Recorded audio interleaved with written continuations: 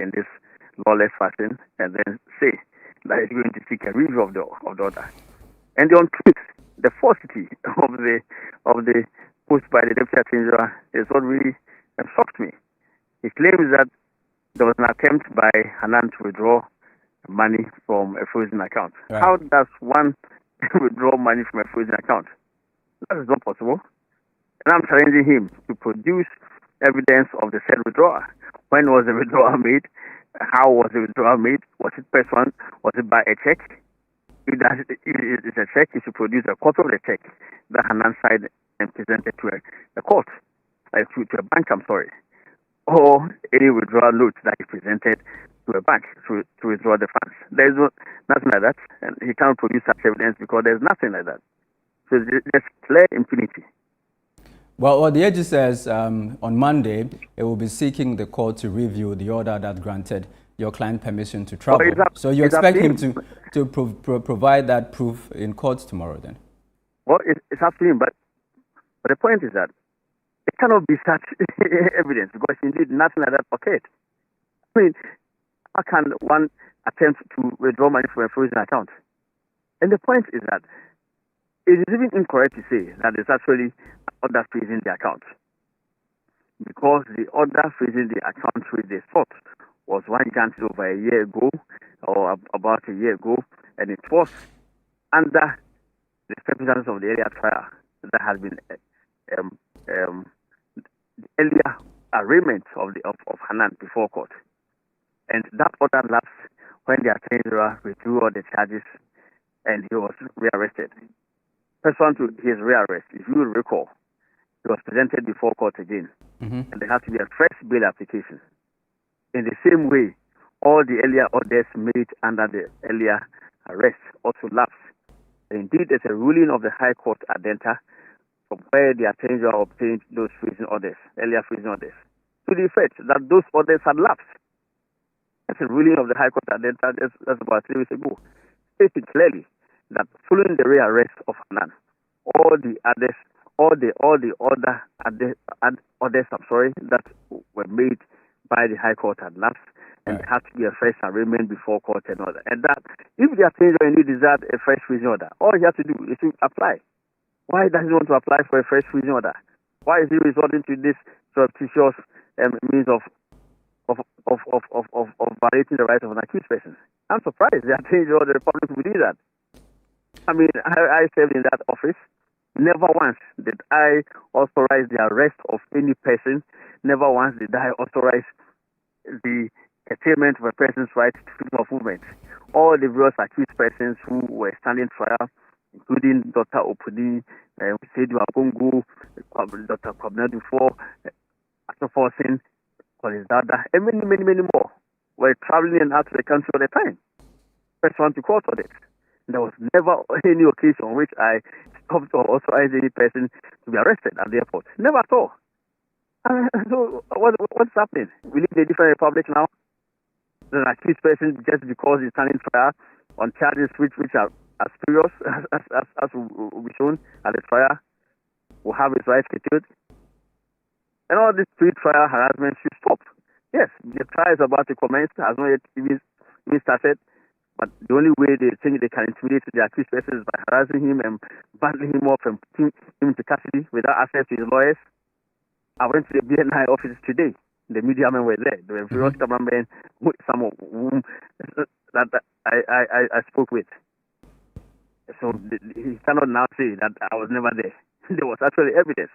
Some media colleagues of yours actually took footage. Were you granted access to your client? Definitely not. No, I was not. I was not granted access, and the basis is that it's a weekend that did not work on weekends. And the question I ask is, keeping him in detention in their premises is not work that they are doing. So how can they be working by keeping an accused person in their custody, but they cannot be working in granting access of the same accused person to his counsel? I was there with Hanan's wife who were denied access, and to date he's not been granted bail. The charges are not known. I don't know that they're taking a statement from him. I don't know what they are doing. So he's just languishing in custody with no statement, nothing taken from him. What kind of system is this? And now you intend to initiate contempt proceedings against the Attorney General? I think that's a natural consequence because, I mean, that's even more serious, especially when it comes from the principal law enforcement officer. That conduct should not be entertained under any circumstance whatsoever. Assuming without admitting that it was true that his account was frozen, and he, according to the attorney, attempted, evidence of which he has not presented, evidence of which does not even exist, and therefore he cannot produce to withdraw money, and that money was not withdrawn, and the money is still sitting in the account. What is the basis for arresting him? Indeed, the Yoko Act even says have circumstances where a person, assuming there was in place a valid order, attempts to withdraw money. Is that the way to treat an accused person? It's just clear violation of his rights, and they just do not want the guy to exercise his right to freedom of movement by traveling outside his decision and returning. If they intend not to comply with the court order, they should just do a proper thing by appealing, which they have not. All right. Thank you very much, Counsel. Thank you very much. That was the former Attorney General and the lead counsel for former Buffer Stock CEO Abdul Wahab Hanan, who was rearrested at the airport as he sought to leave the country and seek medical attention abroad. They were told by the Attorney General's office that last Thursday, Hanan tried to access a frozen account by fraudulent means. That was the reason why he was arrested yesterday. But of course, his lead counsel, Godfrey Dame, has rejected that allegation. Let's move away from that story. The Awutu Senya East NDC constituency office has been burgled, resulting in the loss of 2 laptops and an unspecified amount of money meant for the party's internal elections. Party officials suspect the incident may be linked to internal disputes within the constituency. Our Central Regional Correspondent, Akwesiado, has more in this report. The Awutu Senya East NDC constituency office was discovered burgled on Sunday morning when party officials arrived to conduct official duties. The padlock to the main entrance and the locks of a glass door had been broken. 2 laptops containing details of party members and other important documents were missing. An unspecified amount of money allocated to support the party's internal elections was also taken, while office drawers had been ransacked. In preparing to go to church, I was just called that there has been a burglary at the office, and that 2 of the laptops we are working with, the one for the directorate and one for the office, have both been stolen, together with some amount of money that we kept here yesterday for our operations. So basically, that is the situation. The constituency secretary, Michael Otingpabi, told Channel 1 News that party activities will not be affected because all essential files have been backed up. As we speak now, no vital information has been lost that we cannot recover, because whoever did this thought that he could just pick this information and he would deprive us of that information, and then you have the access to those things and then do whatever he wants to do it. But the sad news is that there are backups for all the 2 laptops, all the information that we need, we can have access to it. And then our data that we are using this time around too is not an unconnected. I don't know if I'm getting it right. We are running an online system. So whoever thought that he could pick the physical laptop and then do anything with it might have misjudged the whole situation. Nothing has been, apart from the value of the laptop and the monies that they've taken. In terms of our operations, in terms of what we have to do to continue the work we are doing, we are still on course. The election directorate is already out at the various branches conducting elections. So you can see that we have not been stopped in our tracks. The elections is going on as we speak. Police have since visited the office and began investigations into the incident. However, some party officials believe the burglary may have been carried out by persons within the party. They point to a viral audio allegedly involving Kojo Wadande, spokesperson for the Awutu Senya East MP, Felix Nakoyo Okuno, in which he is reported to have threatened that the office would be burgled if constituency executives failed to release the party register.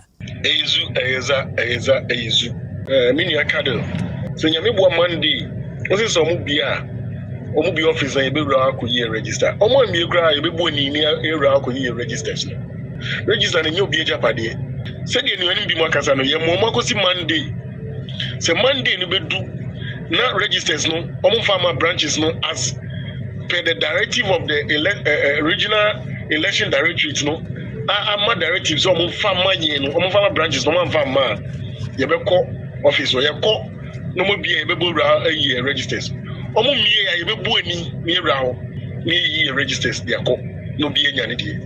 Kojo Adande, who has declared his intention to contest for constituency communications officer, reportedly secured 0 votes in the 7th Ken Branch Secretary election held on Saturday. Contestant number 1, Kojo Adande, obtained 0 votes. Contestant number 2, Mr. David Davis, obtained 9 votes.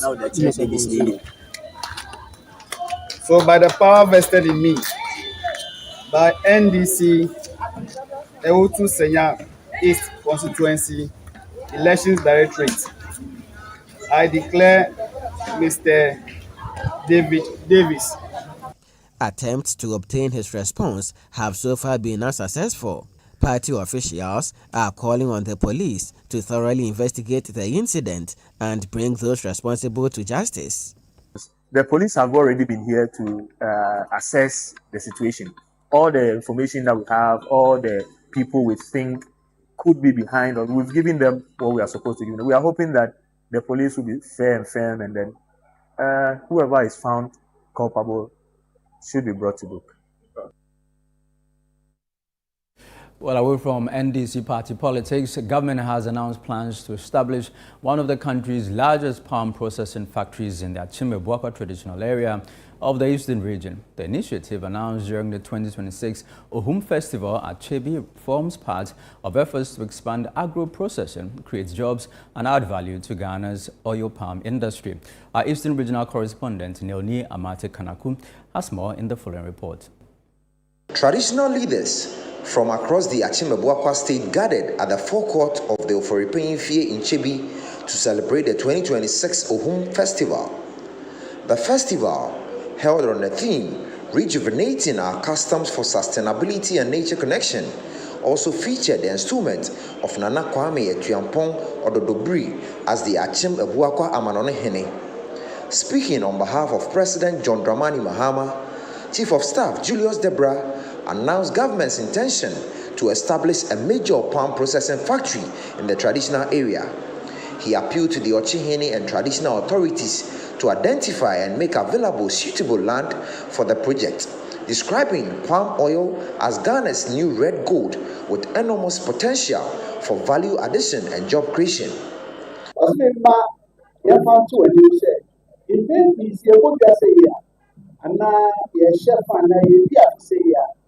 Yani yakasa so a yani excellence bi support na say we ase akwana nyina ade ba kwa ba ye fe dia bro ene ade e fe red gold eye enwo it just been far to any say when we ananom na ahemfo ekasa na nka yibeyi asase bi ato ho na ye dia hyade a ye fe say ochiman oil palm plantation.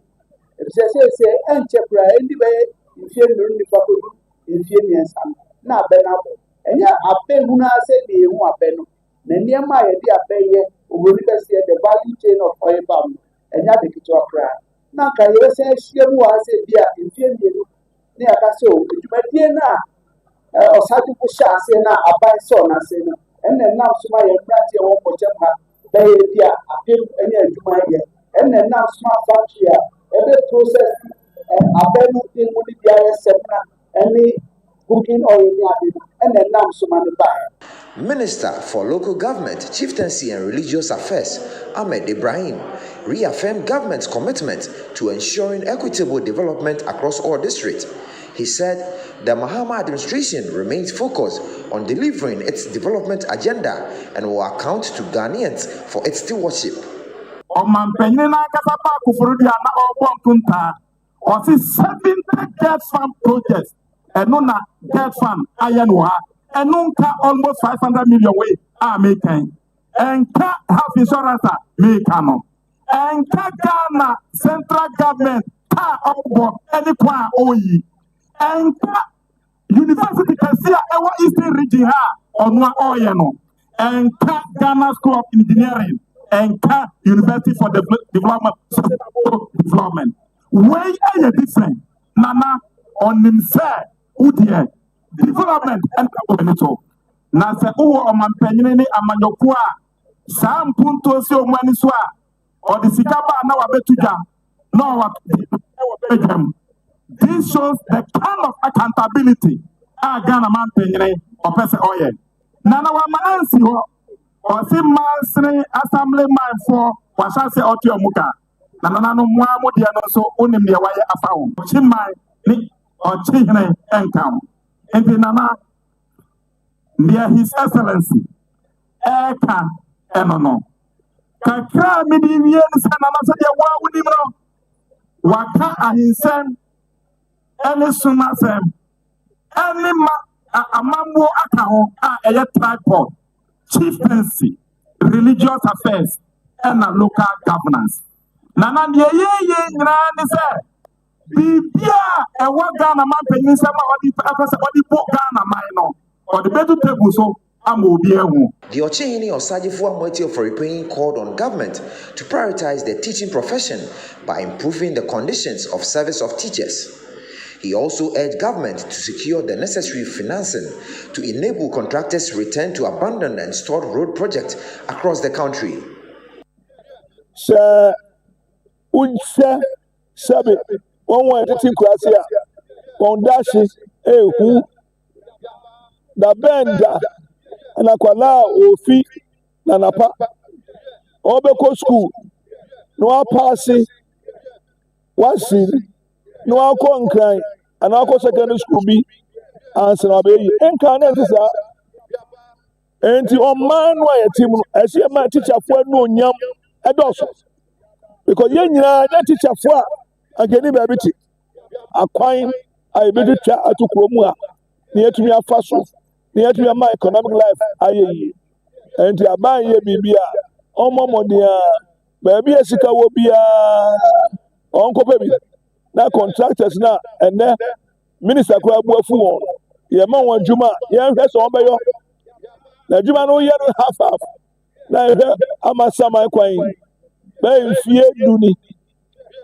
I tell you, a kunipa, as a forecast. Ah, yet, Minister of Roads, Etria contractor, Yamanisika Bebre, Ayenitria, Aquanuswa, on your Entia, Momia Casa, na contractors also, on your Juma, na Timafoso, or Hunto.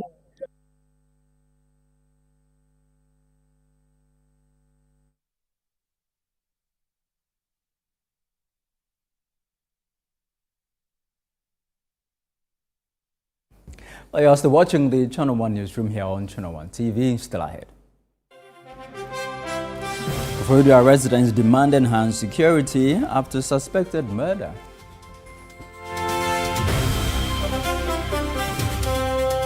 Well, we have details in a bit. Please stay with us.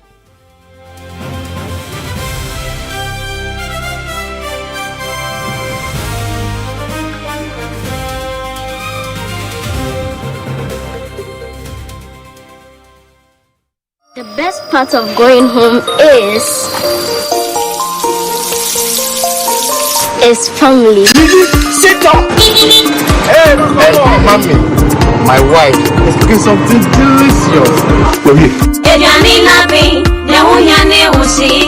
Lizzie Shito, hot pepper sauce, spicy. Bona yete, Lizzie Shito, Lizzie Shito, the Shito. C'est totally Lizzie Shito overfill. Lizzie Shito, please, can I take some to school tomorrow? Yes, my son, you can. Lizzie Shito dear, ebesu obiasu. Lizzie Shito hot pepper sauce. Yes, spicy and that's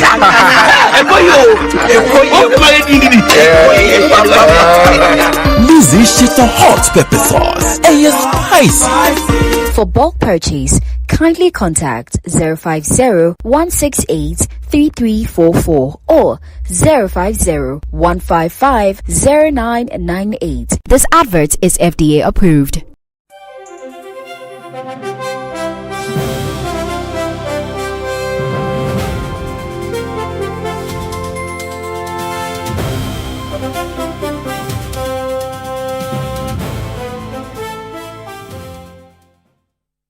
You're welcome back. This is the Channel 1 newsroom here on Channel 1 TV. Let's now head to the Eastern region once again, where residents of Dominion City in Koforidua are calling for improved security and the installation of street lights following the discovery of the body of a man believed to have been murdered.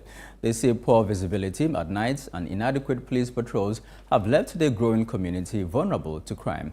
Our Eastern regional correspondent, Nilni Amate Kanaku, reports.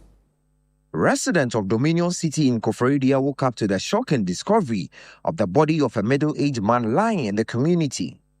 The deceased has been identified by relatives as Isaac Amano, a fashion designer who operated a shop near Koforidua Sports Stadium at 205.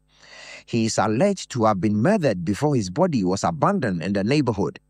The circumstances surrounding the incident remain unclear. Residents say they found the body clad only in boxer shorts near residential homes in the early hours of Sunday. They also expressed concern that several hours after reporting the incident, the body had not yet been removed from the scene.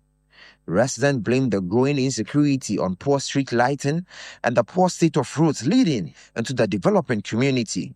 6:30, and an inyako, the bro no so and you couldn't be at us. Kaya obi enim ti fair police for no fast was some mumra. Nipa dodo na aba and so obi enu ha onim nipa na wo ha. But ade ba ko a ekoso bro no so ha ya address wo municipal Lujabe South Municipal Assembly a mumwan ye kwan.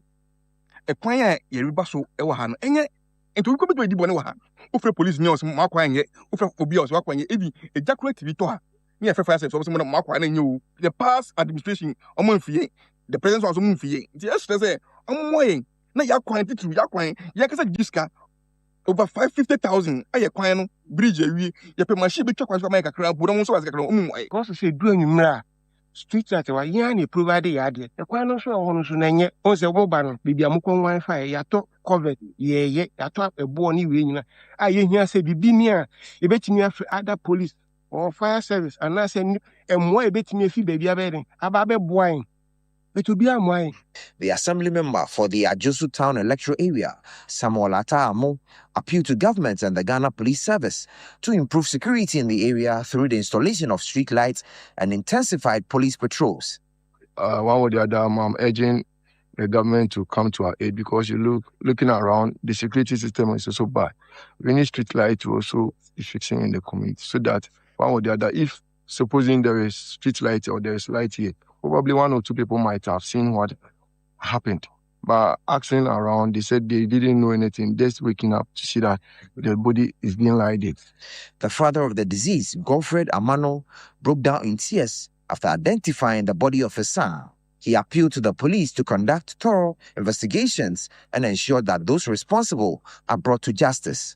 We found the horn with a real who I'm concerned, and he said the basis. They said, "By on penny was said, was sorry, them of Prampu, and I won't frame you say, Nimra, maybe do say, the other comes ready, sir, too. And I will advance admission or you make it. So, behind me are residents of Dominion City at Trom in Koforidua. Now, these residents are very worried by the sudden discovery of the body of a middle-aged man this morning on Sunday. Even though the body has been here for the past 3 hours, the police who have been duly informed are yet to come to the scene and take control of the scene. They believe the worsening and deteriorated state of their roads and unavailability of street lights in the area, if fixed, can also avert some of these crimes in the area. For Channel 1 TV, Neoni Amati Kanaku, Dominion City, Media South, Koforidua. Well, now to education. Minister for this sector, Haruna Idrisu, has cautioned governing councils of public universities against interfering in the day-to-day management of tertiary institutions. He says such interference undermines effective governance and creates unnecessary friction between councils and university management. Our Channel 1 News' Middle Belt Bureau Chief, Hafiz Tijani, reports.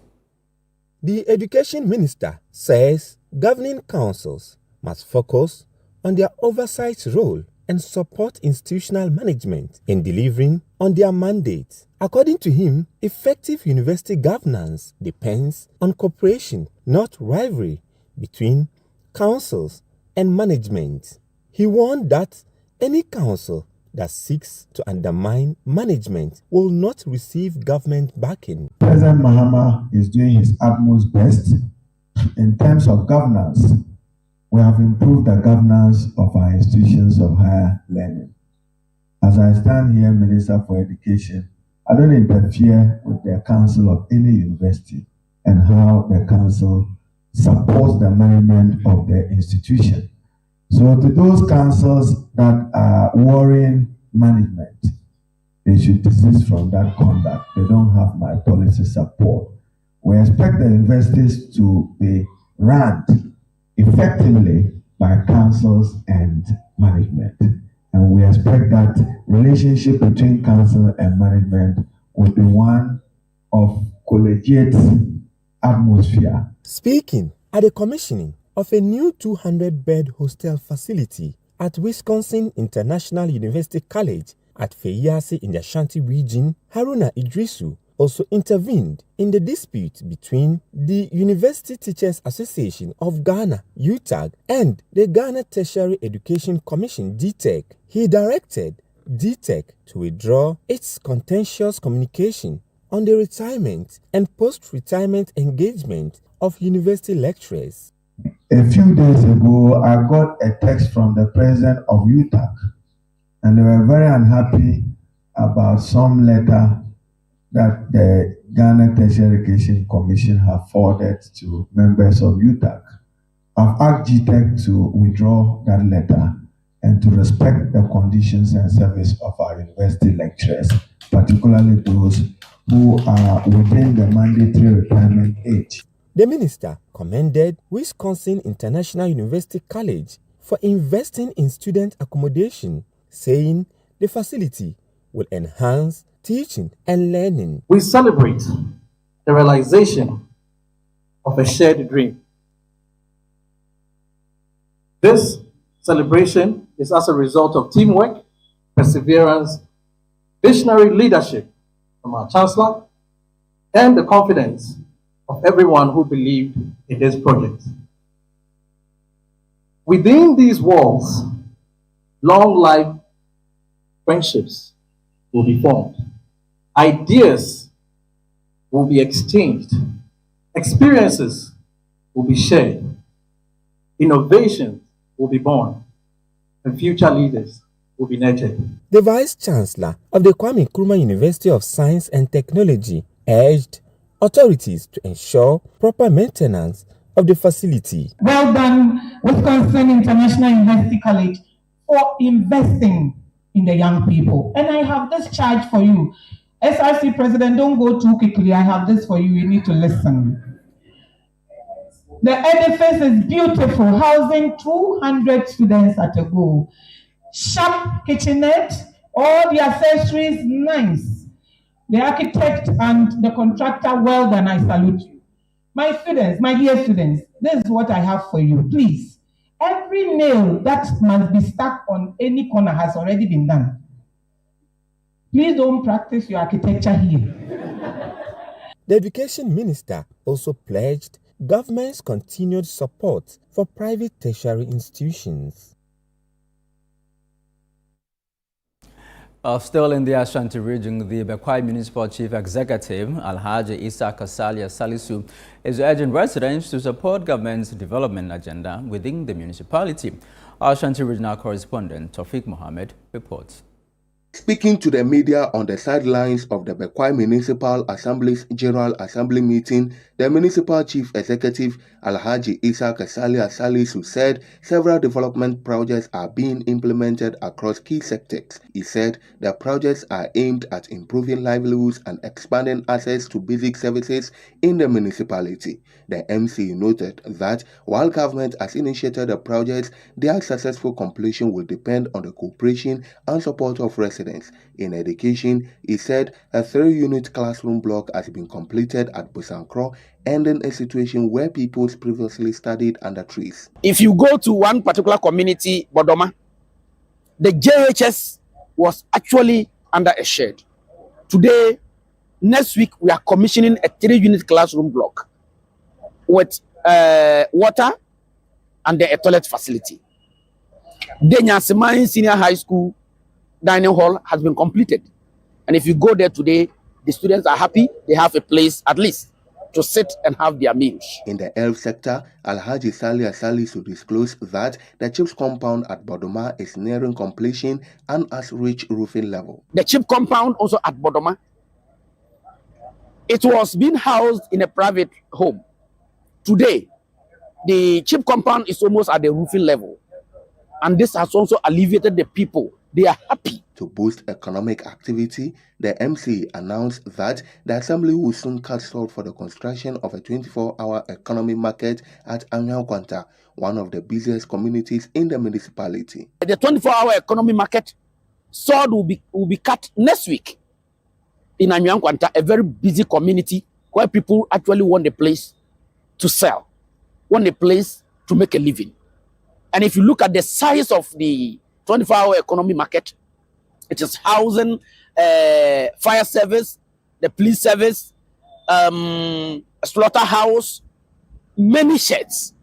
And I believe that if this project is completed, the people of Anyankwanta, for that matter, the Kwai municipality, will be happy. In agriculture, he said nearly 10,000 beds have been distributed to more than 200 farmers. He added that due to high demand, the assembly is considering using part of his internally generated funds to extend support to more farmers. The Nkokwan Kitinkiti project, the municipality took delivery of almost 10,000 beds, and this were given out to over 200 farmers, and the people are happy with it.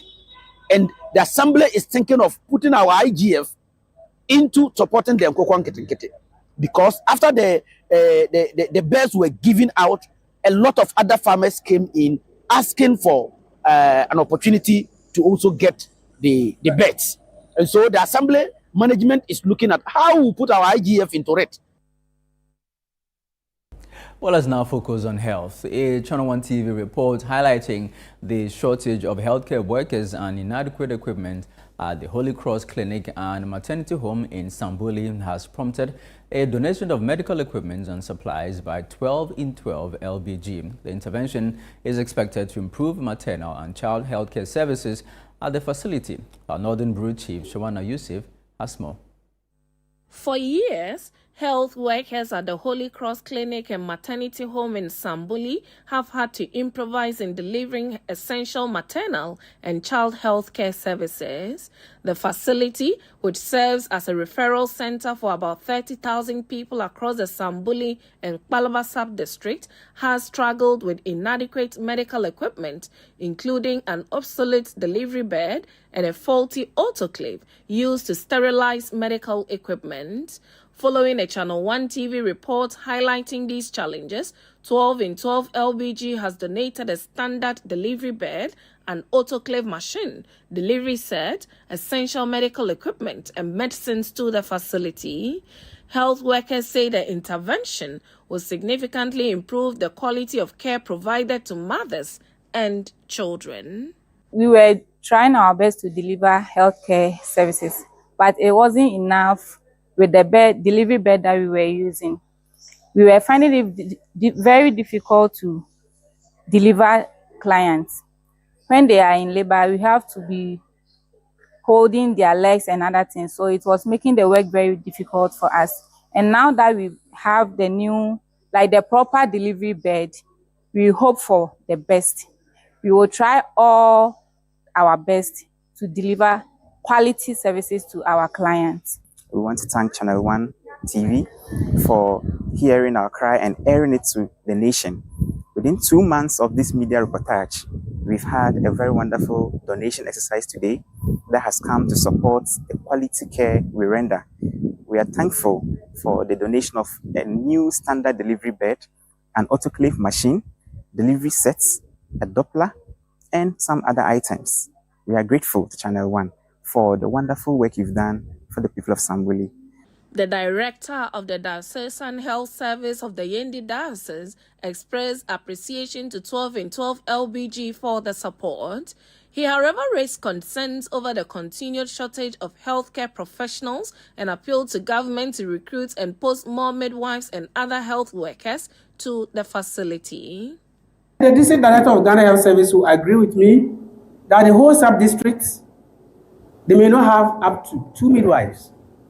If here we have only 1 midwife, you can bet and agree that all the time that 1 midwife is under pressure to deliver. When the staff is fatigued, the person already is angry.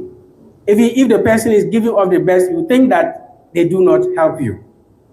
So staffing actually is our problem. A representative of the Saboba District Health Directorate also highlighted broader challenges affecting healthcare delivery in the district. He appealed to individuals, corporate organizations, and philanthropists to support efforts to improve healthcare services. If we may know, healthcare delivery is a shared responsibility and government cannot do it alone. So for this reason, we wish to encourage other individuals and organizations to also put in their effort to support health needs of the people of Saboba district, especially the rural areas such as Sanguli, just like the way 12 in 12 has also come to do for us. Founder of 12 in 12 LBG, Dr. Delasi Beko, outlined the items donated and called on development partners and well-meaning individuals to support the organization's efforts to assist rural health facilities across the country. Through Channel 1 TV's reports, we came to realize that Holy Cross Clinic in Sambuli, in the northern region, lacks a lot when it comes to maternal and child health care. We're touched by this and decided to bring some donations, namely a delivery bed, delivery equipment, an autoclave to sterilize this equipment, and a fetal Doppler to check the baby's heartbeat during antenatal care. We're calling upon corporate bodies, other NGOs, or individuals to come and support this community because they have a maternity that needs furnishing. Health workers say they hope the donation would improve maternal and child health care while attracting further support to address the facility's infrastructure and staffing needs. They are calling for more and more of these donations to come their way to help improve healthcare delivery. For Channel 1 News, I am Shawana Yusuf, reporting from the Holy Cross Maternal Clinic and Health Center here in the Sambuli community of the Saboba district. Well, this is still the Channel 1 Newsroom here on Channel 1 TV. Still ahead. Health colleges call for dedicated fund to improve infrastructure. We are back with details shortly. Please stay with us.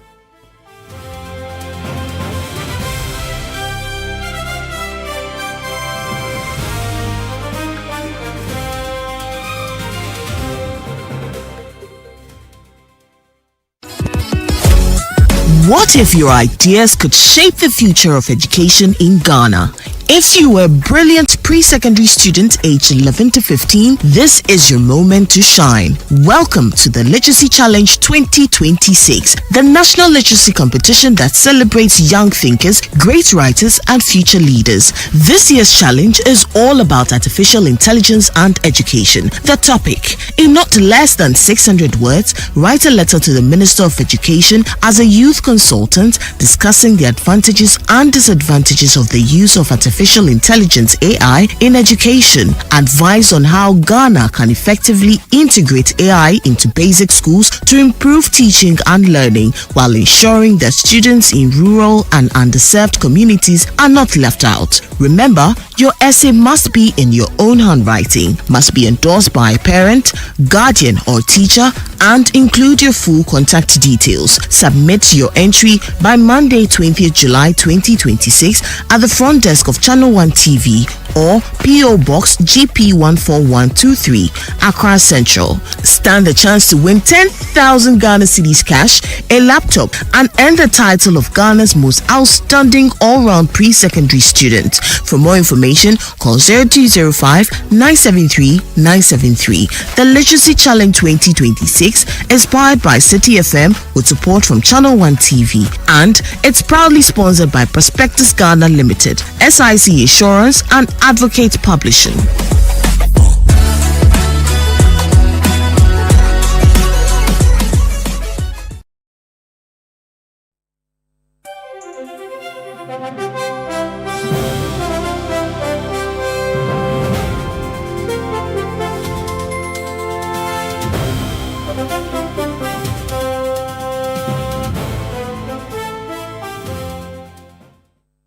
Well, thank you for staying with us here on the Channel 1 Newsroom. I'm Charles Osukumi. Now, in more stories, health training institutions in the Bono East and Ahafo regions are calling on government to establish a dedicated infrastructure fund to support the expansion and modernization of their facilities. Well, they say inadequate infrastructure is affecting the quality of healthcare training and limiting efforts to accommodate growing student enrollment. Channel 1 TV's Michael Sapanfum reports. Health training institutions across the Bono, Blue East and Ahafo regions continue to grapple with inadequate infrastructure, including shortage of lecture halls, hostels, skills laboratories, and staff accommodation. School authorities say the growing number of students is placing additional pressure on already overstretched facilities, affecting effective teaching and learning. Without a dedicated government infrastructure fund, many institutions had to rely on internally generated funds to finance classroom blocks, lecture theatres, and other essential facilities. The principals of the Sampa Nursing Training College and the Doma Presbyterian Nursing and Midwifery Training College said the infrastructure deficit is affecting the quality of training and have appealed for urgent government intervention. It has become necessary to train nurses in the specialist areas. In that direction, there's a need to improve the infrastructure. And in my college, we need to improve the hostel facilities, we need to improve the classrooms, we need to improve the ICT facilities, skills laboratories, and the library. And all these, we need the infrastructure to be able to set up all these facilities to actually help with the training of this cadre of nurses and midwives that we need for this country.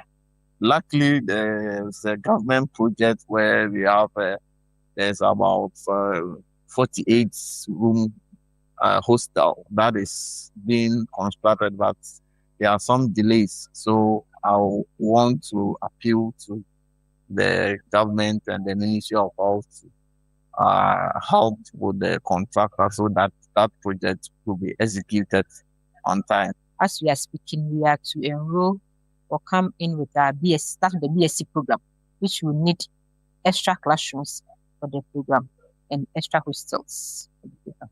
And in preparation for the hostels, since we are not getting any help from outside, we have started with our own IGF to put up a hostel facility so that we will not get disturbed in case our students start coming in. We need the support of the government so much that if we should come in now to help us with our infrastructure, I mean the building of our hostels.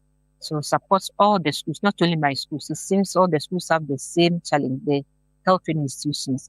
Speaking at the 2025 Annual Performance Review meeting in Sunyani, the Bono and Ahafo chairman of the Conference of Heads of Health Training Institutions, Samuel Ansu Fripon, called on government to establish a dedicated fund for health training institutions across the country.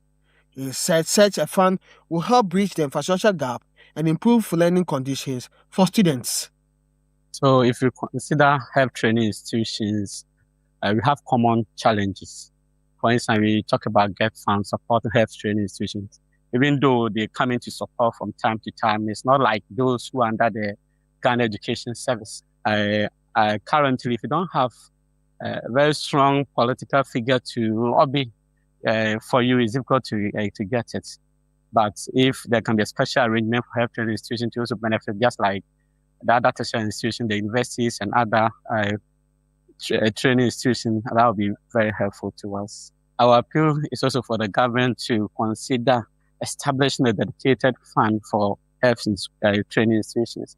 Mr. Ansu Fripong also appealed to government to extend the construction of e-blocks to health training institutions to help address the shortage of teaching facilities, student accommodation, and staff housing. And one thing I also want to look at is the lecture blocks, because we don't have enough lecture blocks. Sometimes you go around and you see these e-blocks in some of the junior high and some of the senior high institutions. Some of them are even underutilized. And it's something that the government can consider for health training institutions. So if we can have e-blocks in our nurse and midwifery training schools. Health training institutions in the Bono and Ahafo regions are calling for establishment of a dedicated fund for these institutions, purposely for infrastructure development. For Channel 1 News, Michael Saponifum, Sunyane. Well, now, reconstruction of phase 1 of the Gbewa Palace in Yendi is more than 95% complete, with the Yana expected to move into the palace by September. The update came during a ceremony where indigenes of Dagbon donated more than 190,000 cedis to support the project. The fundraising campaign was led by the CEO and staff of ZA Multimedia.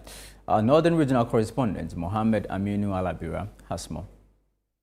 The Gbewa Palace is the official residence of the Yana and a symbol of the Dagbon Kingdom. Following the restoration of peace in Dagbon, reconstruction of the palace began to provide a befitting home for the overlord. Phase 1 of the project is now over 95% complete. To support the project, sons and daughters of Dagbon, led by the CEO of ZA Multimedia and regent of Yelzole, presented over 190,000 Ghana cedis to the Dagbon Palace Reconstruction Committee. The Dagbon Kingdom is one of the oldest in Africa. We did not have a palace, even though it was a palace, but it was nothing to go home to feel proud. And as soon as they decided they wanted to construct a new palace, a suitable palace, that looked as the Dagbon Kingdom. Some of us decided to take it as a big task. I sent a message to all the Dagbon boys in America. We were able, for the first time, to bring about $15,000. The next time, we brought in another about almost 10,000. With the last one, we brought in another 10,000. But it was not enough. I realized that there was another way to get more money. So, having the tool of ZA Weibo and ZA TV, we decided with the employees to appeal to all our viewers, our listeners, our sympathizers, our friends, to contribute toward the construction of the palace. So everybody puts in their, whatever they could want to. Some people gave us 50 requests, some people gave us $1, 1 city. We thank all of them, because bit by bit, small mold makes up a mountain. The regent thanked all contributors and appealed for more support, assuring them that every donation will be properly accounted for. We are asking all the Gombas, all sympathizers and friends of the Gombas, even our enemies, to contribute toward the construction of the palace. Yeah. We are not building it for NDC or NPK. Neither are we building it for Abudu or Andante. And we are not building it for any sexual or religious group. We are building it for our overlord, the Yana. Chairman of the Reconstruction Committee, Kugana Abdullahi, thanked the donors and said work is on course for phase 1 to be completed by September, ahead of this year's Damba Festival. I will take full responsibility of any contribution now to ensure that every damn little cent come to so that it will get to the appropriate place. The Nanong Kingdom also donated 10,000 cedis, 500 tubers of yam, and 100 bags of cement to support the project. Presenting the items, representatives of Nanong reaffirmed the long-standing tie between the two kingdoms and pledged their continued support. Receiving the donation, Kugana Abdullahi thanked the people of Nanong for their generosity and called for continuous peace and unity between the two kingdoms.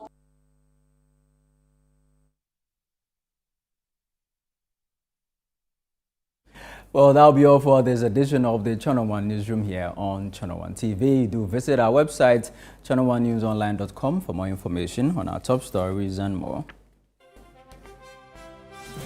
Subscribe to Channel One TV on YouTube for more exclusive video content from Channel One TV.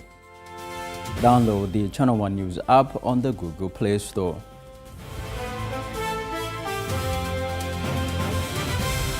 I'm Charles Ozukumi. Thank you for watching.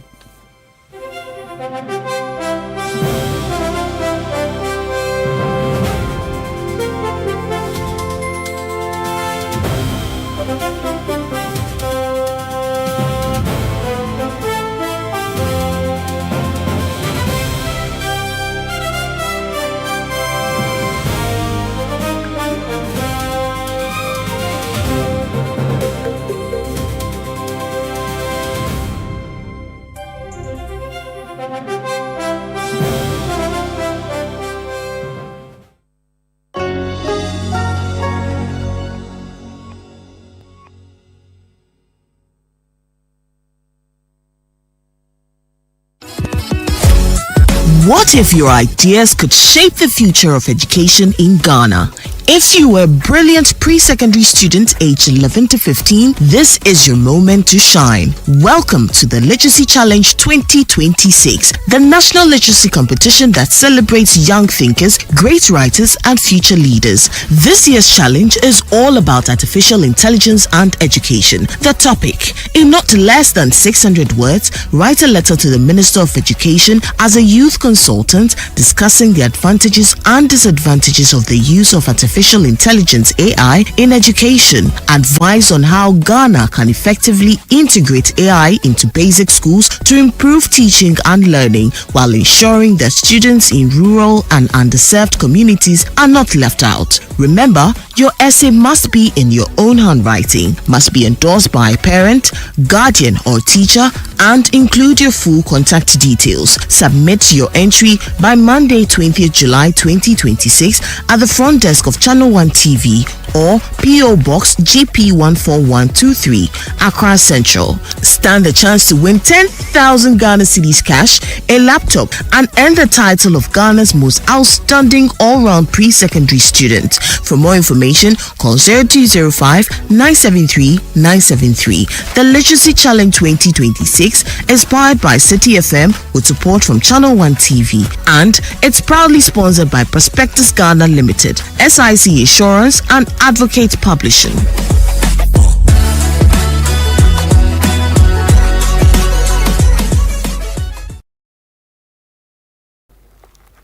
Not everyone will understand your choices. Not everyone will understand your growth. And not everyone will understand the person you are becoming. But what if freedom begins when we stop needing everyone's approval? This week on Lifeline, we discuss the power of embracing your truth, standing confidently in your purpose, and becoming comfortable with being misunderstood. This is Lifeline, where psychology supports theology to help you to find peace beyond approval. Not everybody is growing emotionally. Emotional immaturity. People who refuse to grow are uncomfortable with your growth, so they will misunderstand you. You have gone to school, you have upgraded yourself, you have taken a self-education, you have done things, you have studied, you have broken barriers. Then they begin to have problems with you because they are not growing. So your growth exposes their stagnation. Be comfortable with their lack of approval to you. Be comfortable with their rejection. Be comfortable with any way they choose to react to your growth. Lifeline airs every Tuesday and Thursday at 10 p.m. prompt, only on Channel 1 TV.